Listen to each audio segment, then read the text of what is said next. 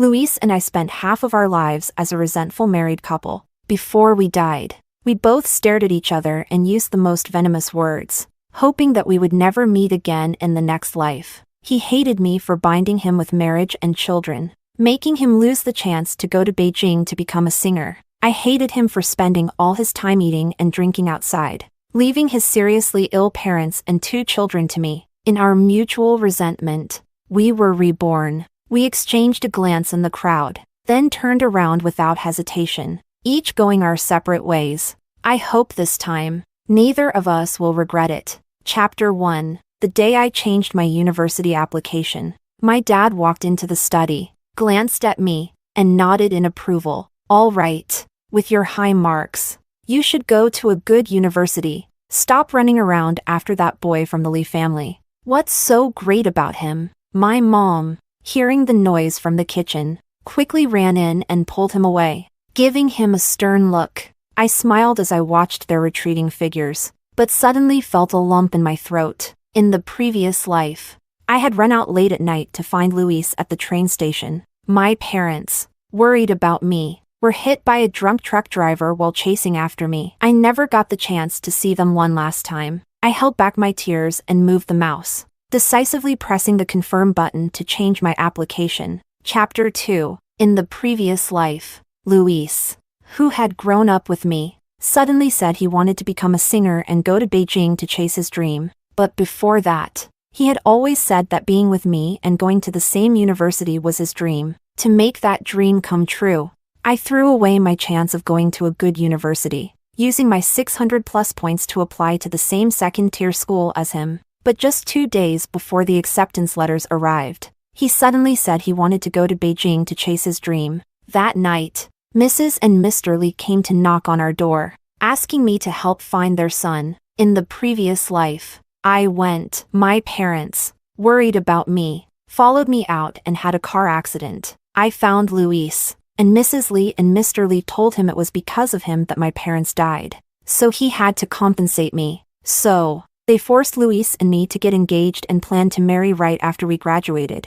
But by then, I was already pregnant in my 2nd year of college, and had to drop out early. We hurriedly got our marriage license. I was pregnant, gave birth, and took care of the child. 2 years passed in a blur. I was eager to return to school, but then my in-laws fell seriously ill and came to us for treatment. Luis told me to be reasonable. His parents had worked hard to put him through school, and now they were sick and needed care. As for him, of course, he would go to work and support the family. At that time, out of consideration for Luis's pride, I never mentioned that his meager salary was not enough to cover the children's milk powder and our living expenses. Eventually, I had to sell the house in my hometown to pay for my in-laws' medical bills and raise our 2 children. But while I gave up my education and worked hard to support this big family, he spent his small salary hanging out with a bunch of friends, chasing after his dream of becoming a singer. The pressure of the family suffocated me. After numerous failed attempts at communication,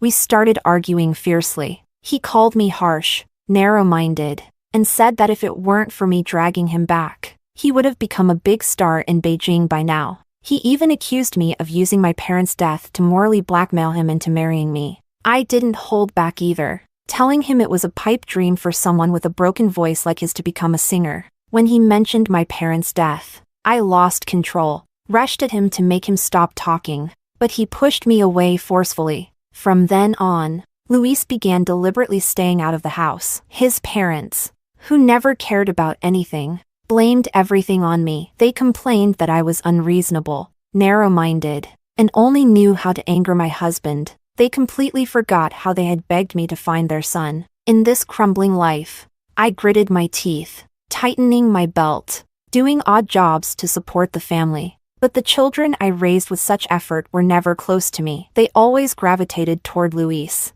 who never cared about anything. I thought that once they grew up, they would understand. I waited for over 20 years, until they got married and started their own families. But instead of staying with me, they fought to have Luis live with them. They treated me coldly. Mom, you controlled us too much when we were younger. We don't want to hear any more lectures. Dad's dreams were crushed because of you. Now that he's older, We want to take him to Beijing and help him chase his dream. Grandpa and Grandma are right. You just want everyone to live the way you plan. You're selfish. I never expected my children to say such things. When I came home, heartbroken, I saw Luis packing his bags, proudly boasting that he was leaving me to live a better life. After managing this family for over 20 years, all I was left with was the label of a selfish, controlling person. Why was Luis so carefree? He didn't care about the family. But in the end, he became the enlightened father in my children's eyes.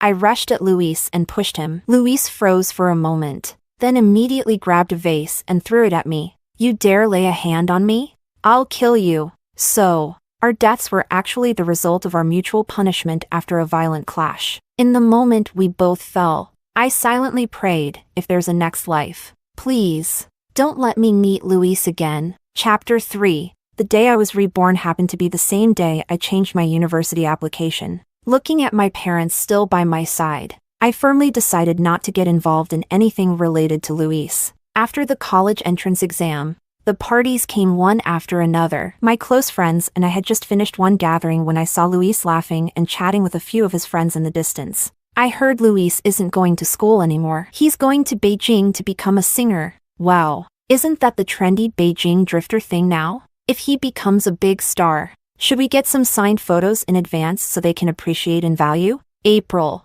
you and Luis grew up together, right? You must know about his plan to go to Beijing. A friend nudged me. I casually looked over the crowd, and our eyes met as Luis turned his head unintentionally. Just from that glance, I could tell Luis was reborn too. I don't know. I have something to do. I'm heading home, I said, without a second thought. If he wants to go to Beijing, then let him. What does his life have to do with me? Chapter 4. As Luis's departure day drew nearer, I acted coy with my parents, saying I missed my grandmother and wanted them to take me to her house to see the newly born ducklings. My parents have always spoiled me, so without hesitation, they packed their things and took me out. Just then, Mrs. Lee opened the door, and when she saw us leaving, she paused. Going out? My dad nodded cheerfully. The kid wants to visit Grandma. We'll be gone for a few days. Mrs. Lee smiled and nodded. Watching us leave, I pretended to be nonchalant, but my fists clenched in anger, trying to hide the emotions I didn't want to show. How laughable. I once thought Mrs. Lee treated me sincerely, but later, I realized from the very beginning, her intentions weren't pure. She had been eyeing our house for a long time, which is why, after my parents passed away, she worked so hard to push me into marrying Luis. At that time, I had lost my parents, living every day in sorrow. The kind and gentle Mrs. Lee took care of me, making me let my guard down. Since I also liked Luis, I naturally agreed. I never imagined that she had been scheming from the very start. I took a deep breath, suppressing the slight trembling that came with my anger, and smiled as I talked to my parents about the new pony Grandma had bought. But out of the corner of my eye, all he saw was Luis walking away in a hurry. Luis must have realized I was reborn too, so his plan to run away and chase his dream had to be sped up. When we arrived at Grandma's house and were enjoying dinner, my mom received a call from Mrs. Lee. Luis is insisting on going to Beijing to become a singer and isn't going to school anymore. We can't persuade him no matter what. Could you have April come back and talk to him? After all, they've always been close. And Luis listens to April, the exact same lines as in the previous life. My mom looked at me, troubled. After all, we were in the countryside, and it wasn't easy to go back. I calmly put down my chopsticks and took the phone from my mom. Mrs. Lee, this is Luis's decision. I can't interfere. Even if I did, he would just resent me. I think you should respect his choice, I said firmly, hanging up the phone without hesitation and blocking her number. The quick, decisive actions left both my parents stunned. Grandma was the first to speak, telling them to continue eating. She reminded them that other people's affairs were their own karma, and we should not interfere. I felt like Grandma couldn't have been more right. After dinner, I squatted in the yard, petting the soft head of a little dog, while my parents came over. April, what's been going on with you lately? Mom hesitated, her eyes full of concern. You just don't seem like yourself. Dad remained silent but looked at me with worry. Their concerned gazes made my nose tingle, and I wiped my eyes, realizing there were actual tears. Mom, Dad, I need to tell you something. I had a dream. I lied, saying it was just a dream, and recounted everything that happened in my previous life. When I told them how I was manipulated by the Lee family after they died, Dad's face turned as dark as a pot. They had always believed me, especially since I told them everything started with Luis deciding to go to Beijing and Mrs. Lee asking me to help find him. They finally understood why I suddenly insisted on coming to Grandma's house and why I refused to go after Luis. My dear, my precious girl, Mom said, tears falling from her eyes as she quickly pulled me into a hug, comforting me with all her love. Dad, standing aside, lit a cigarette and made a decision. If April dreamed this, maybe it means the Lee family is our family's nemesis. I've made up my mind. We're moving. We're going to get as far away from them as possible. I never expected my parents to support me so wholeheartedly. My nose tingled again, and I nodded through my tears. At the same time, I hugged my mom even tighter, feeling the warmth of her embrace. After staying in the countryside for nearly half a month, I visibly tanned a little. On our way back, Grandma packed a carload of food for us. Before we could move out, we still had to stay in the old house for a while. When we arrived home, Mrs. Lee from across the street quickly opened her door. Her eyes were red from crying, but her gaze couldn't hide the lingering resentment. Chapter 5. Why aren't you answering my calls? Mrs. Lee questioned, her face even contorting in anger. Why won't you come back and help me find Luis? Mrs. Lee suddenly shouted, startling my parents. Clearly, they hadn't expected her to be this agitated. I, however, just coldly stared at her. After being a daughter-in-law for over 20 years, I knew better than anyone how this woman was skilled at playing her games and distorting the truth. My mom couldn't stand it anymore and was about to speak, but I tugged at her sleeve. Let's go inside. No need to engage. Mom wrapped her arm around me, glaring fiercely at Mrs. Lee, but still couldn't help but throw a parting shot. You can't even manage your own son, and you want April to help? What kind of son is that? You've got the wrong person.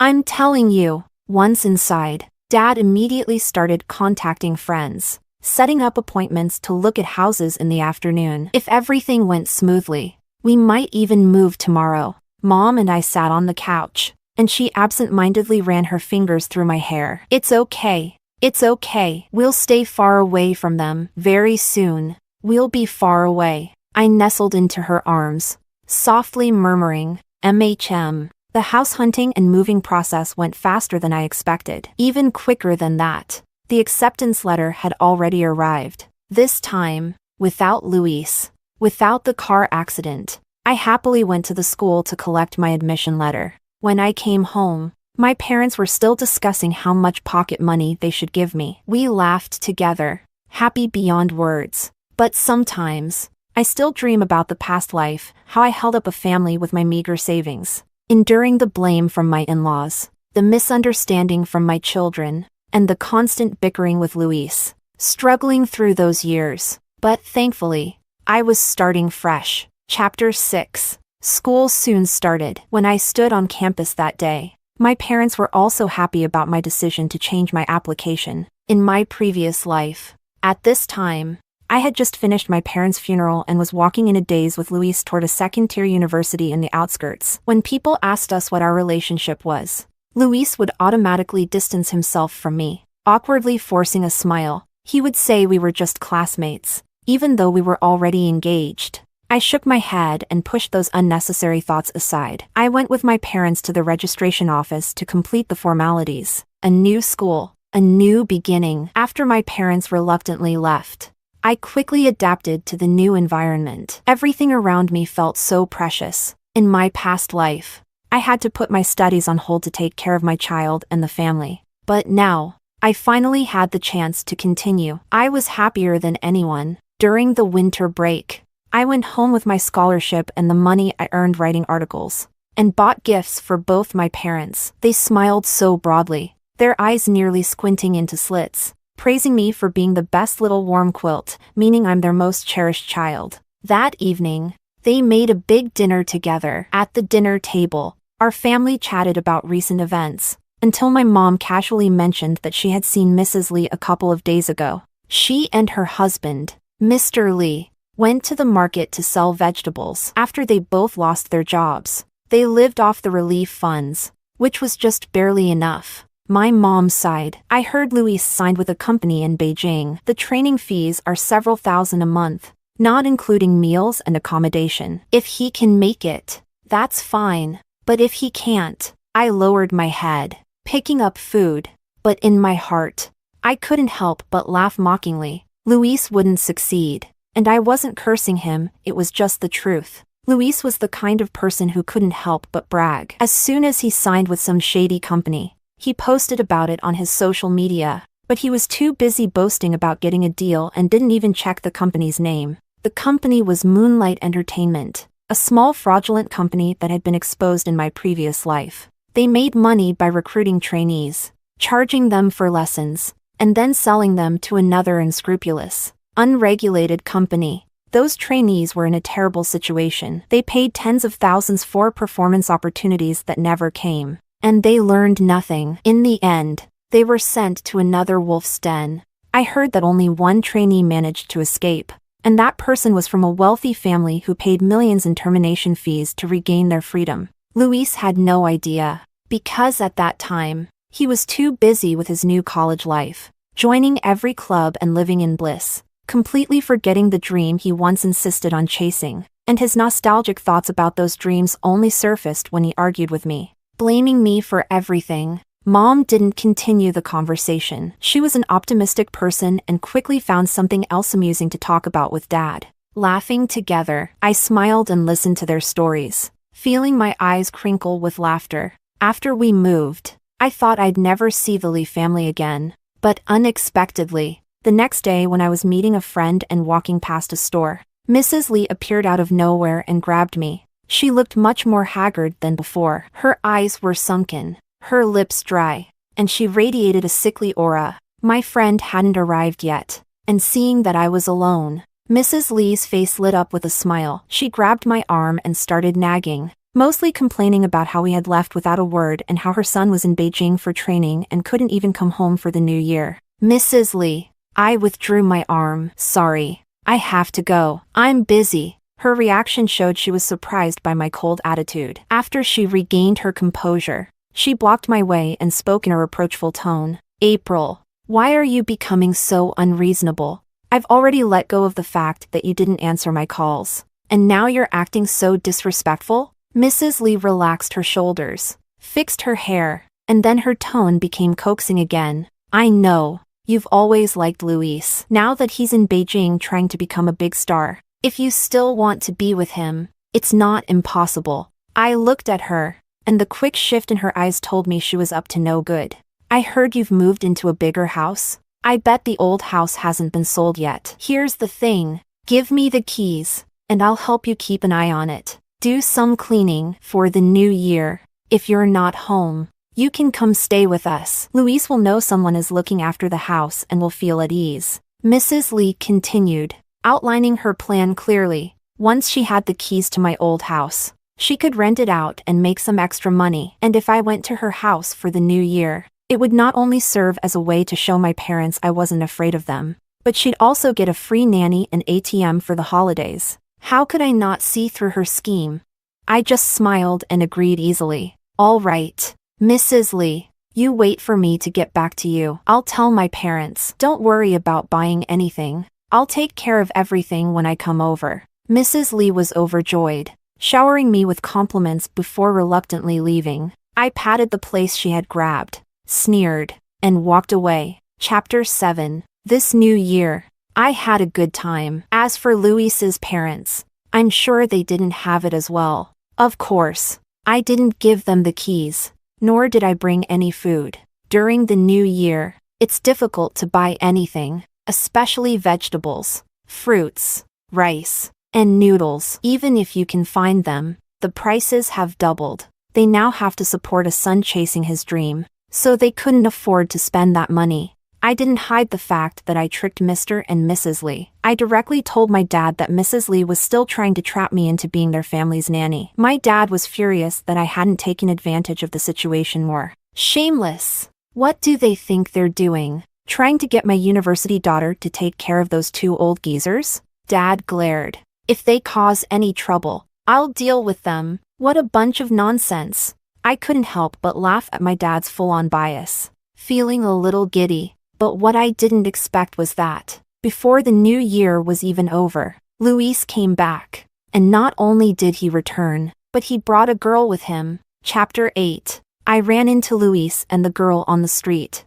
and the two of them were cuddled up, whispering sweet nothings to each other. When Luis saw me, he instinctively pushed the girl away. She stumbled, her face darkening instantly. Luis, what's wrong with you? You begged me to come back with you. And now you're pushing me away. Luis was instantly flustered. He hurriedly tried to comfort the girl, but he couldn't help but glance at me. Perhaps the past 20 years of marriage had made him develop the habit of constantly watching out for signs of betrayal. Even though we were no longer together, his old reflexes hadn't disappeared. I glanced at him, and when my eyes swept over the girl standing next to him, she looked familiar. After a moment, it clicked. I suddenly understood why. In my previous life, everything had been going fine, but Luis suddenly decided to go to Beijing to become a singer. I understood why. Despite being in a committed relationship with me, Luis stopped mentioning the past.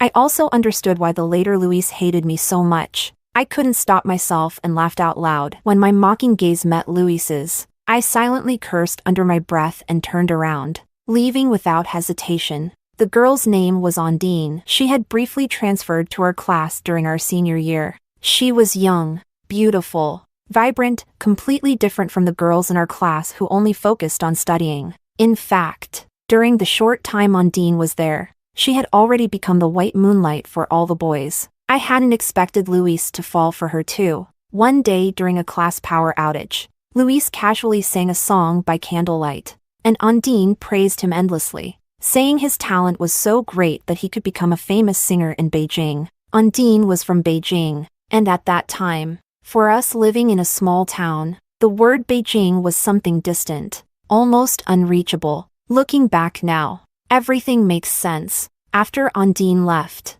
Luis's attitude toward me changed. He started criticizing me for not being ladylike enough, for not being as graceful as Ondine. He told me I was too focused on studying and didn't have a desire to see the world. He said I didn't know how to dress and had missed the best years of being a young woman. I suddenly laughed. At that time, I naively thought he was giving me advice to make me a better person. Now, I realized it wasn't that at all. It was simply that he couldn't find any trace of Ondine in me and, unable to deal with his own frustrations, he started nitpicking at me. Even when we got married, he always wore a cold expression. After we registered, he suddenly said, "Are you happy now?" As if I had forced him to marry me, forced him to be intimate with me. He couldn't control his own desires. But in the end, he wanted me to bear all the consequences. This was Luis's way of dealing with problems. Chapter 9. I don't know how Luis reconnected with Ondine after moving to Beijing,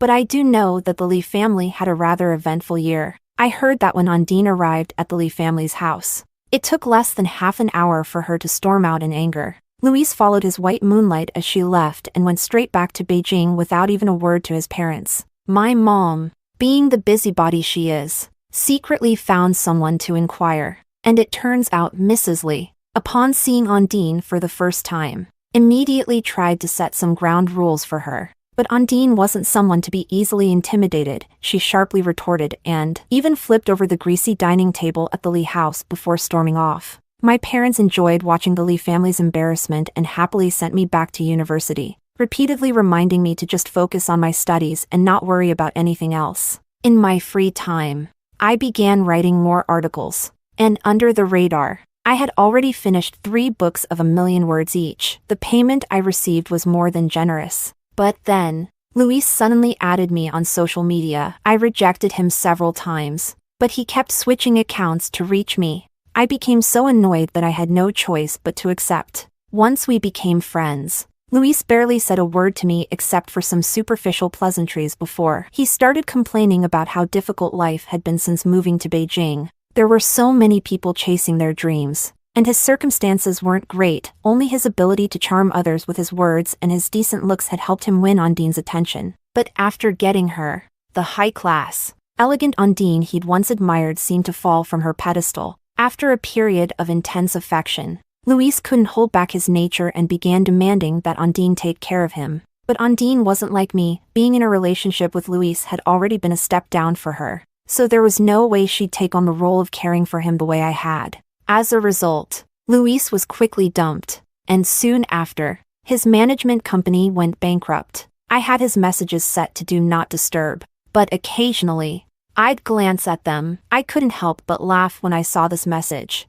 I'm really unlucky. Meeting this kind of company. I have to practice singing 14 hours a day. If I were still in school, how much happier I'd be. Ugh. All the women in Beijing are so materialistic. I'm not famous yet, but I will be, so why won't they even have a drink with me? I switched to a new company, but it's not much better. If I had known, I'd have never come here. Beijing isn't as good as they say. The people here aren't half as genuine as those in our small town. Yes. The people in our small town are genuine, which is exactly why the Li family took advantage of that to exploit me in my previous life, treating me like a servant. From start to finish, I had been the fool. The truth was, no matter what path Luis took, he would always regret it, because he never truly put in any effort, nor did he try to accomplish anything. He was used to having everything arranged for him, but whenever things didn't go his way, he would blame others.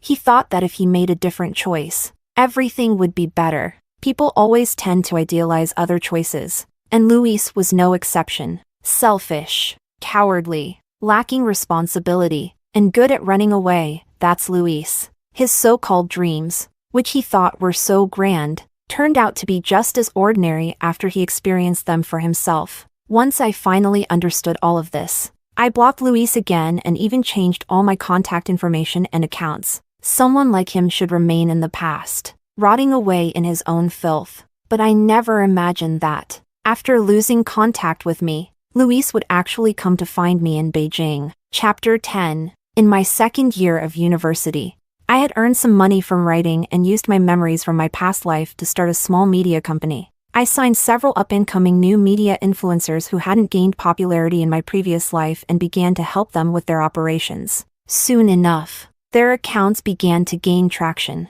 With that came one advertisement after another. I was busy with both my studies and the company, and eventually, I brought my parents here and bought them a house. They were overjoyed, bragging to their friends about how successful their daughter had become, and constantly scrolling through short videos, trying to find more influencers for me to sign. One day, right after finishing an exam, I hurried out of the school to go to a company meeting. As soon as I left the campus, I was suddenly hugged from behind, with the person refusing to let go. Wife, I finally found you.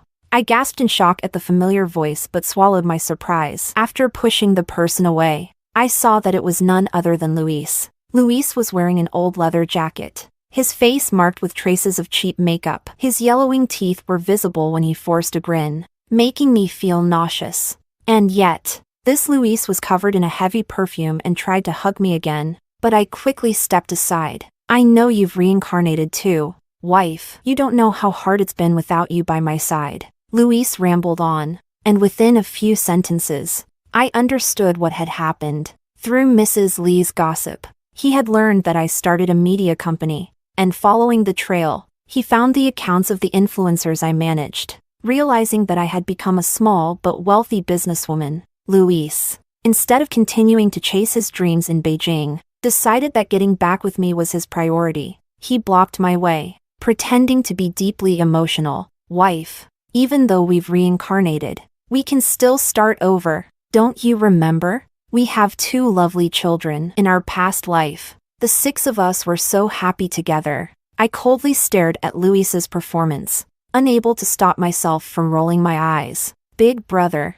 please wake up. Have you forgotten why we reincarnated? Luis's expression changed, and his gaze began to flicker nervously. I don't want to repeat the mess of our past life, but I'm just glad that, in this life, I've finally escaped from you. I exhaled, my disgust evident. You always use the excuse that I ruined your dreams and trapped you with marriage. Then come to blame and abuse me, even pushing everything onto the kids. Luis, let me ask you, what happened to your singer dream? What happened to your glorious days of fame? Why haven't you brought your mother, the empress of your life, to Beijing yet? Oh, wait. I shook my head at him. This life. Your mother's still sick and helping you make money for your dreams, right?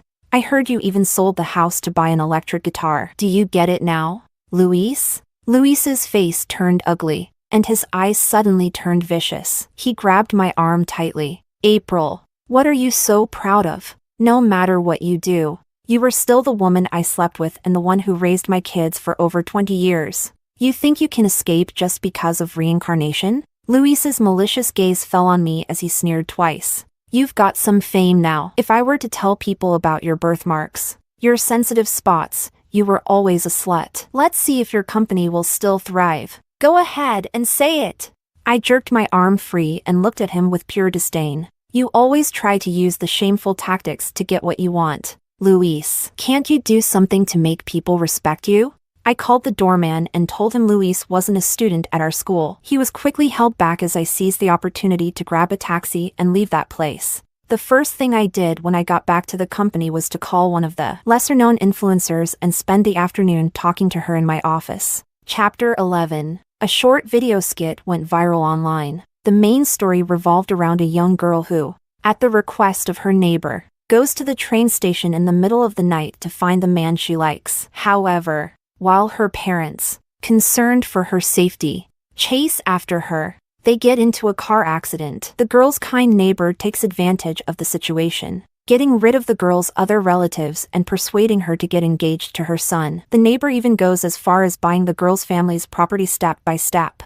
I decided to turn my story with Luis into a short drama, given that this genre was still quite fresh and the content was half true, half fictional. It quickly gained massive attention online. The man is such a jerk. His wife works so hard every day, and all he does is eat and drink, dreaming of becoming a singer. What kind of singer spends all day just talking? Even after being reborn, he still pesters the girl he failed to pursue. How shameless! If I had a son like that, I'd rather strangle him. His parents are no better. They're all good for nothing. The comments were pouring in, and the small blogger in charge of the shoot became an overnight sensation, gaining millions of followers. I took the opportunity to arrange several ads for her, and she made a small fortune. Of course, Luis wasn't going to let me off so easily. He started spreading nasty rumors about me online, portraying our relationship in a very ambiguous light. Some disgusting men even bought into it and joined in the insults. I wasn't having it. I sent lawyers' letters to each of them.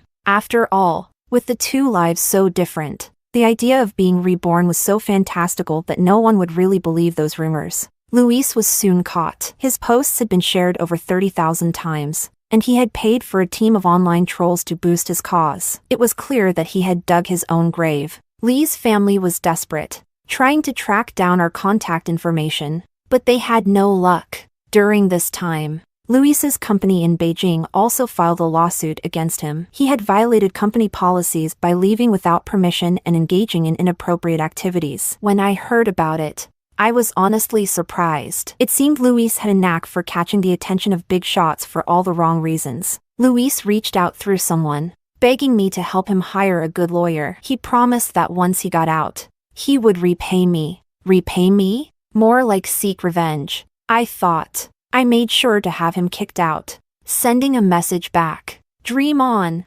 While I could choose to leave the past behind and not seek revenge, that didn't mean I was just going to let it go. I wanted to watch Luis's life crumble and see my once caring in-laws spend their old age running around for him. I put on my sunglasses and headed to the company. The right path in life, the correct trajectory, my life would shine bright and be full of brilliance. Epilogue. When Luis was arrested, he was in a daze, faced with the police's accusations. He instinctively wanted to argue, but he didn't know what to say. In the end, he just gritted his teeth and reiterated that he and I were husband and wife. Yes, We were husband and wife. His mother had always said that. A couple. But traditionally, the husband was the one who held the power. I, a lonely orphan with no one else to marry me, should be grateful that he had even chosen me. At one point, Luis thought I was fine, obedient, understanding, and blush-inducing just from a few words. But then Undine came into the picture,